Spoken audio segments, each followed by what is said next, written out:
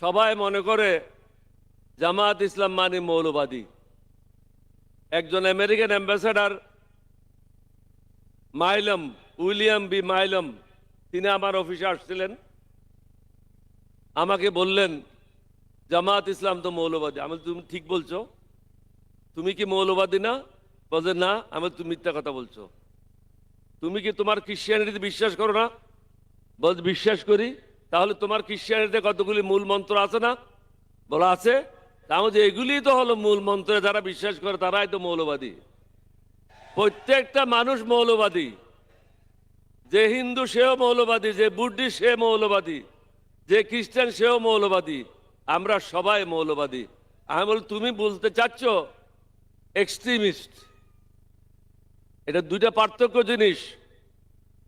সুতরাং আপনারা যে ওষুধগুলি নিয়ে বাজারে বেরিয়েছেন এগুলি পুরানো ওষুধ। এই ওষুধ আর কাজ হবে না। বৈজ্ঞানিক যুগে নতুন নতুন ওষুধের প্রয়োজন। এখন আমার বয়স 87। আমি যদি আমার 27 বছরের ফটো লাগাই দিই বাইরে, মানুষে কি বলবে? বলে তো ওর মাথা খারাপ হয়ে গেছে। এখনকার সাথে যুগের সাথে তাল মিলিয়ে চলেন। আমরা কেন এখানে আসছি? সবাই মনে করে বোধহয় জামাত ইসলাম মানে এখানে সব মৌলানা। মঞ্চে দেখেন শুধু একজন মৌলানার নাম বলছে, আব্দুল হালিম সাহেব। বাকি সব barrister, engineer, doctor. Shafiqur Rahman সাহেব নিজে ডাক্তার। সব শিক্ষিত লোকের সমাবেশ, সমাগম, 11 দলীয় ঐক্য জোট হয়েছে।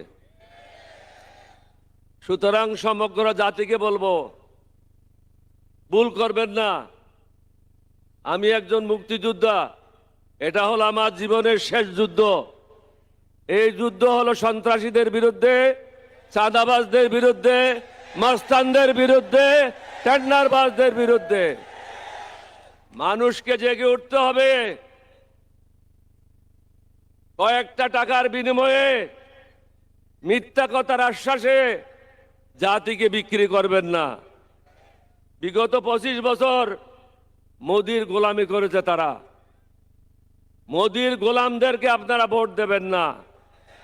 ঋণ খেলাপিদেরকে ভোট দেবেন না। মাস্তানদেরকে ভোট দেবেন না। সন্ত্রাসীদেরকে ভোট দেবেন না। ভালো মানুষ যারা আছে তাদেরকে ভোট দেবেন, তাহলে সমাজটা ভালো হবে। আপনি একটা হারামিকে ভোট দেবেন আর বলবেন যে সমাজ ভালো করেন। সমাজ কিভাবে ভালো হবে? সমাজ ভালো করার জন্য ভালো লোকদেরকে ভোট দিতে হবে। আমি আর বক্তব্য দীর্ঘায়িত করবে না। আশা করি জাতি আমার মেসেজটা পেয়েছে।